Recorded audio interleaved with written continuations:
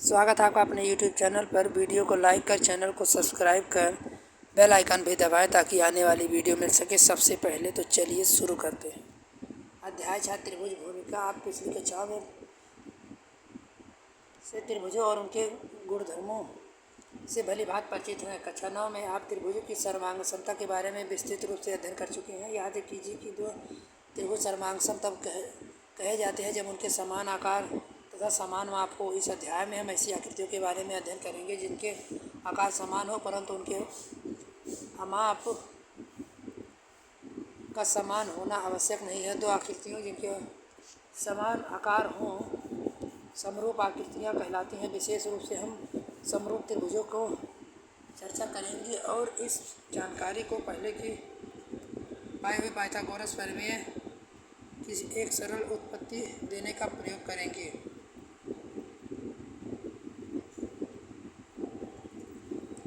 क्या आप अनुमान लगा सकते हैं कि पर्वत की ऊंचाई अथवा कुछ दूरस्थ वस्तुओं की दूरियों पर किस प्रकार ज्ञात की जा सकती है? क्या आप सोच सकते हैं कि इन्हें एक मापने के लिए फीते अथवा सीधा मापा गया है? वास्तव में इन सभी ऊंचाइयों और दूरियों को अप्रत्यक्ष मापन की अवधारणा का प्रयोग करते हुए ज्ञात किया गया है, जो आकृतियों की समरूपता से के सिद्धांत पर आधारित हैं। उदाहरण 7 प्रश्नावली 6.3 का प्रश्न 15 तथा साथ ही इस पुस्तक के अध्याय 8 और 9। समरूप आकृतियाँ। अध्याय 9 में आपने देखा है कि समान त्रिज्या वाले सभी वृत्त सर्वांगसम होते हैं। समान लंबाई की भुजा वाली सभी सर्वांगसम होते हैं तथा समान लंबाई की भुजा वाली सब समद्विबाहु त्रिभुज सर्वांगसम होते हैं। अब किन्हीं दो वृत्तों पर विचार कीजिए। क्या ये सर्वांगसम है? चूंकि ये सभी त्रिज्या समान नहीं है इसलिए परस्पर सर्वांगसम नहीं है। ध्यान दीजिए कि इनमें से कुछ सर्वांगसम है और कुछ सर्वांगसम नहीं, परंतु इनमें से सभी के आकार समान हैं।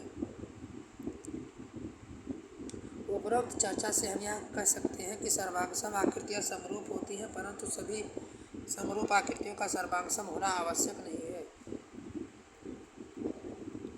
क्या एक वृत्त और एक वर्ग समरूप हो सकते हैं? एक वृत्त, एक त्रिभुज और एक वर्ग समरूप हो सकते हैं। इन आकृतियों को देखने और मात्रक से ही आप प्रश्न के उत्तर दे सकते हैं।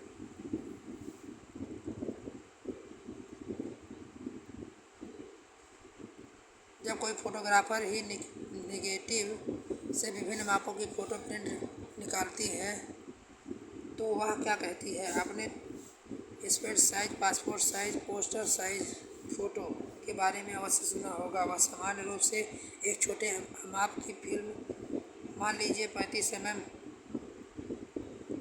माप वाली फिल्म पर फ़ोटो खिंचवाती है और फिर उसे एक बड़े माप वाले जैसे 45 mm माप वाली फ़ोटो के रूप में अनुवर्धित कराती है। इस प्रकार यदि हम छोटे चित्र की उसकी रेखाखंड को ले तो वह बड़े चित्र की उसका संगत रेखाखंड लंबाई से पहले रेखाखंड के 55/35 गुना होता है।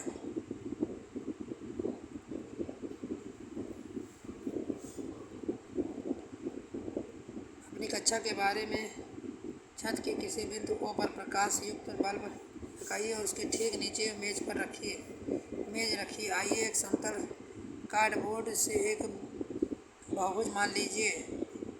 चतुर्भुज ABCD काट लें और फिर इस कार्डबोर्ड पर भूमि के समांतर मेज पर जलते हुए बल्ब के नीचे रखें तथा मेज पर ABCD की एक छाया पड़ेगी। इस छाया की बाहरी रूपरेखा चिन्हित कीजिए।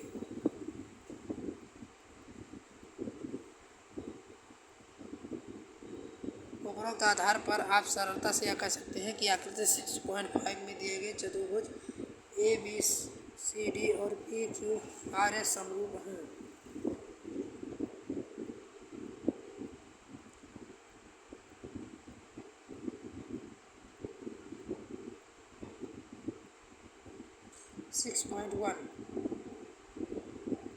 त्रिभुजों की समरूपता। दो त्रिभुज की समरूपता के बारे में क्या कह सकते हैं? यदि आपको याद होगा कि त्रिभुज की एक बहुभुज भी है, इसलिए हम त्रिभुजों की समरूपता के लिए विवाह प्रतिबंध लिख सकते हैं जो बहुभुजों की समरूपता के लिए लिख सकते हैं।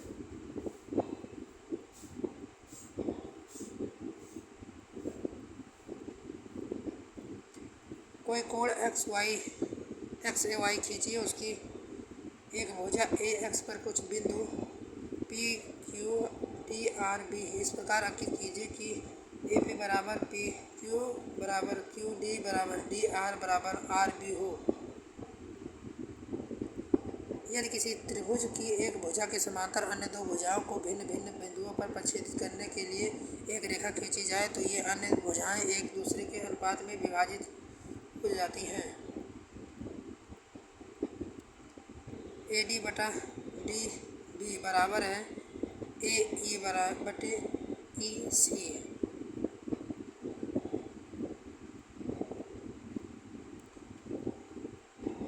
अपनी अभ्यास पुस्तिका की एक कोण एक्स ए वाई खींचिए तथा किरण ए एक्स पर बिंदु B1 B2 B3 B इस प्रकार अंकित कीजिए कि ए B1 बराबर है ए बी B1 बटा B2 बराबर है B2 बटा B3 बराबर है B3 बटे B3 B4 बराबर है B4 B2।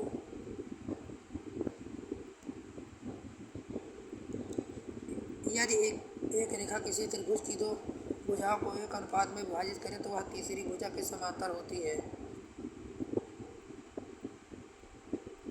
ए ई बटा सी ई बराबर ए ई बटे ई सी।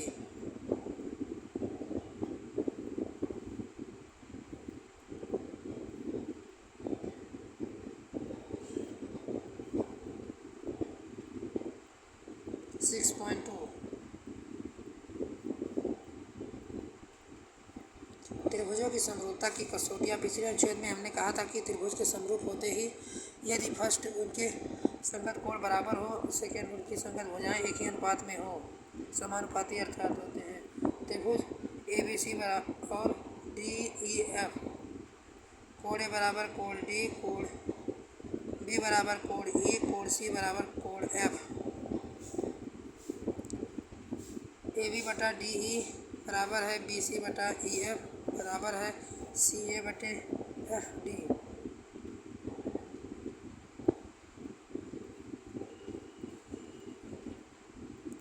विभिन्न लंबाइयाँ मान लीजिए 3 सेंटीमीटर 5 सेंटीमीटर क्रमशः दो रेखाखंड ए बी सी और ई एफ खींचिए। फिर बिंदुओं को बी सी पर क्रमशः त्रिभुज पी बी सी और क्यू सी पे किन्हीं दो मापिए माप मान लीजिए 60 और 40 खींचिए। साथ ही बिंदु ई और एफ पर क्रमशः त्रिभुज आर ई एफ 60 और S F E 40 खींचिए।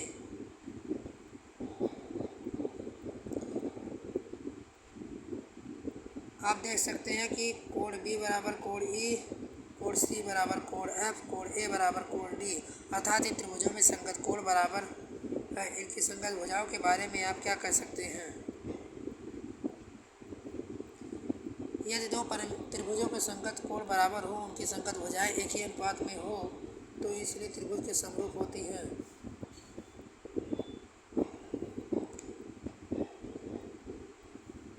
A B बटा डी ई बराबर बी सी बटा ई एफ। ए बी बटे डी एफ बराबर है बी सी बटे ई एफ बराबर है ए सी बटे डी एफ।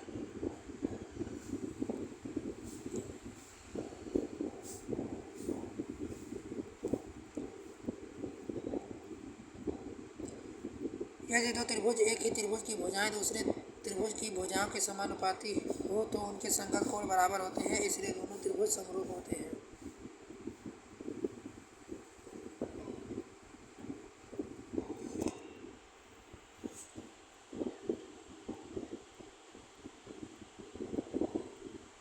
यदि एक त्रिभुज का एक कोण दूसरे कोण के एक कोण के बराबर होता है तथा इन कोणों को अंतर्गत आने वाले भुजाएं समानुपाती हो तो दोनों त्रिभुज समरूप होते हैं।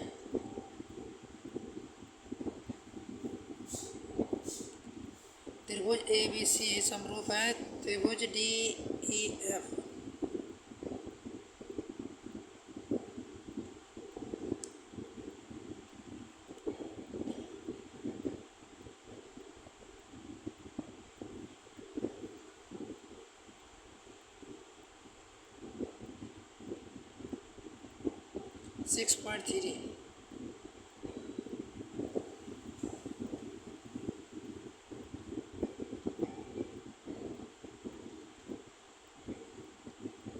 सारांश।